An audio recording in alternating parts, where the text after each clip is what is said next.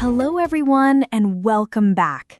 Today, we're unlocking something really fun and powerful, the secret codes of English. Secret codes? That sounds mysterious. What do you mean, Catherine? Well, I mean the hidden language that native speakers use all the time. Phrasal verbs, slang, and expressions that don't always mean what the words say. If you only learn textbook English, you'll understand the words, but you might miss the real meaning. Ah, like when someone says, I'm gonna hit the sack. It doesn't mean they're hitting a bag. It means they're going to sleep. Exactly. These phrases are like keys. Once you know them, you can unlock real conversations, connect with people, and sound more natural. And the best part is they make your English more colorful, more alive. You don't just speak English, you feel it. So stay with us because today we'll explore these secret codes together, step by step, with examples you can use right away. Let's dive in and start uncovering the hidden meanings that make English so exciting. I saw that, Liam. It does sound spectacular. A real Parisian icon, known for its dazzling beauty and romantic atmosphere. Wow, I wish we could teleport there right now. Imagine zipping from museum to museum, hitting all the patisseries and seeing every single arrondissement.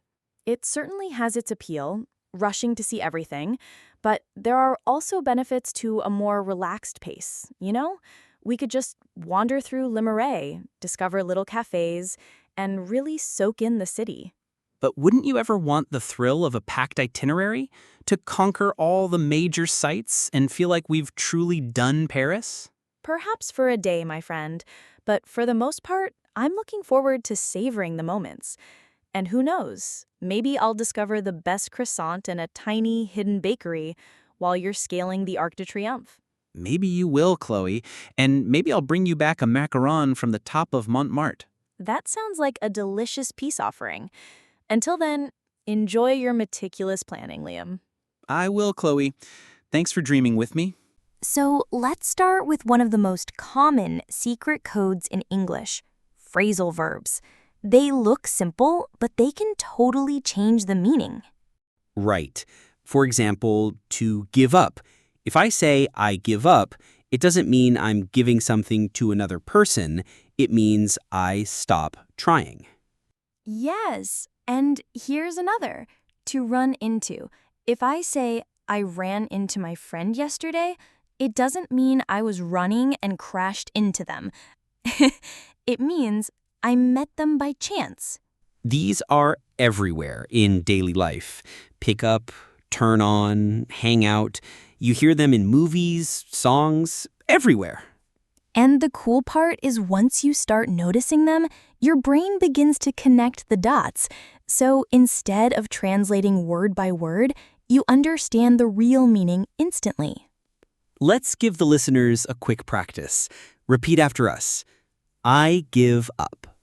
I ran into my friend. Great job. Each time you practice, these little codes become part of your natural English. And that's just the beginning. Let's look at another hidden layer, slang, the casual words that make conversations sound real. All right, let's unlock the next secret code, slang. Slang is like the special language friends use when they're relaxed. Exactly. For example, in American English, if someone says, "This party is lit," it doesn't mean there are candles everywhere. It means the party is amazing. Or when someone says, I'm broke, it doesn't mean they are broken like a machine. It means I have no money right now. And here's a fun one, chill. If I say, "Let's chill this weekend," I don't mean it's cold. I mean, let's relax and hang out. These little words make conversations sound natural. If you only speak with textbook phrases, people will understand you, but you may sound a bit formal. But when you add slang, you sound more real, more friendly, more connected. And just like slang, English has so many hidden meanings, words and phrases that don't mean what they first look like. Let's explore that next. Now, let's talk about one of my favorite parts of English, hidden meanings. These are phrases that say one thing, but mean something completely different. Yeah, like if I say, break a leg, I don't really want you to break your leg. It actually means good luck. Exactly. And if your friend says, it's raining cats and dogs, don't look for animals falling from the sky. It just means it's raining very heavily. Here's another one. If I tell you, I'll keep an eye on your bag, it doesn't mean I'll take out my eye and put it on your bag. It means I'll watch it carefully. These hidden meanings make English colorful, but they can also confuse learners if you take them too literally. So the trick is to learn them like mini codes. Once you understand, you'll never forget. And now that we've unlocked phrasal verbs, slang, and hidden meanings, let's see how we can bring all of these together in real conversations. All right, now that we've explored phrasal verbs, slang, and those fun hidden meanings, it's time to put them into action. Yes, because learning English isn't just about knowing the words, it's about using them naturally in real conversations. Imagine you're at a cafe with a friend. They say something with slang, maybe throw in a phrasal verb, or even use a phrase with a hidden meaning. What do? You don't freeze, you flow with it. And the best way to practice that flow is through dialogues. Dialogues give you a safe space. You can make mistakes, repeat, and try again until it feels natural. And here's the best part. When you practice conversations, you train your brain to think in English. No more translating every word. So, let's jump into a practical, everyday dialogue where you'll hear and use these secret codes of English. Okay, friends, this is the moment where learning becomes real. We're not just talking about English, we're going to live it. Exactly. Think of this dialogue like a mini movie. Two friends meet, they chat, they laugh, and they use real English. Your job is simple. Listen, repeat, and imagine you're part of the conversation. Don't worry about being perfect. It's practice. Every time you repeat, you get closer to sounding natural. So take a deep breath, relax, and get ready to jump into the world of real English with us. Let's begin the dialogue.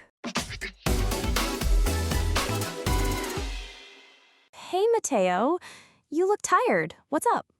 Oh, I stayed up late last night. I was trying to catch up on some work. Ah, I get it. Deadlines can really wear you out. Did you at least finish? Yeah, I finally wrapped it up around midnight, but then I started watching a show, and, well, you know how it goes. Oh, yes, I know that trap. You just say one more episode, and suddenly it's 3 a.m. Exactly. Netflix is out to mess with me. At least you're honest. Anyway, are you free this weekend? We should hang out. For sure. Maybe we can check out that new cafe downtown. I heard it's really cozy. Oh, I've heard about it too. People say the coffee there hits different. Yeah, that's slang for super good, right? Exactly. Don't worry, you're keeping up with the cool words. By the way, are you still into yoga these days? Oh, totally. I showed up for class yesterday, and wow, it really chilled me out. Nice.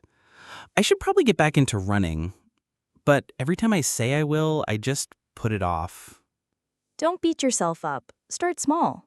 Even a short run can lift your mood. True. You always talk me into doing something good for myself. That's what friends are for. All right, then, let's set it up. Saturday. Coffee and maybe a walk after. Deal. Saturday it is. Can't wait. Wow, that was a really fun conversation, right? And did you notice? It sounded natural, casual, and full of expressions that people actually use in real life. Exactly. We weren't using textbook English. Instead, we used phrasal verbs like catch up on, wrap it up, hang out, check out, show up, put it off, and get back into. These are the little secret codes of English that make you sound fluent. And did you also hear the slang? When I said the coffee hits different, it means the coffee feels or tastes really special. That's something you might hear from younger speakers or in casual conversations. Yeah, and notice how we mixed it naturally with small talk, like chatting about work, Netflix, yoga, and weekend plans. That's the trick. You don't just learn the phrase, you use it in context. Here's a good tip for practice. Choose one phrasal verb or slang expression from the dialogue and use it today in a short sentence.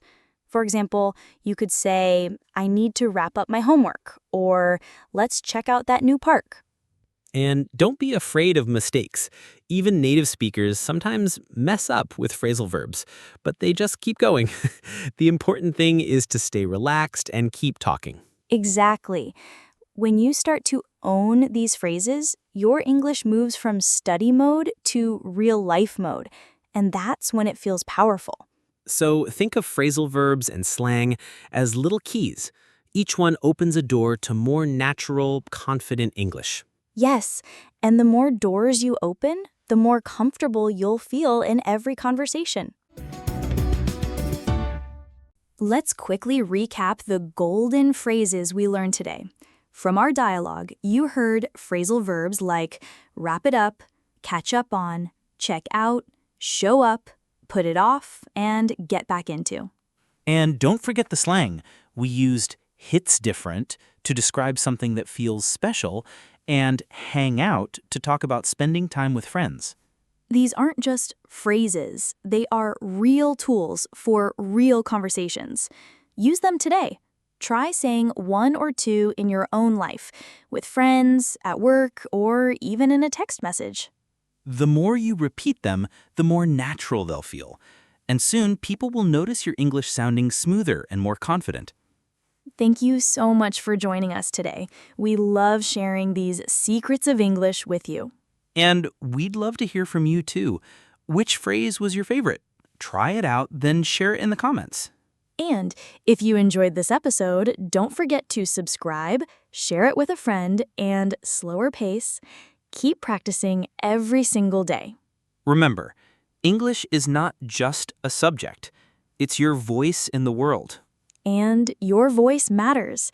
Until next time, take care and keep speaking with confidence.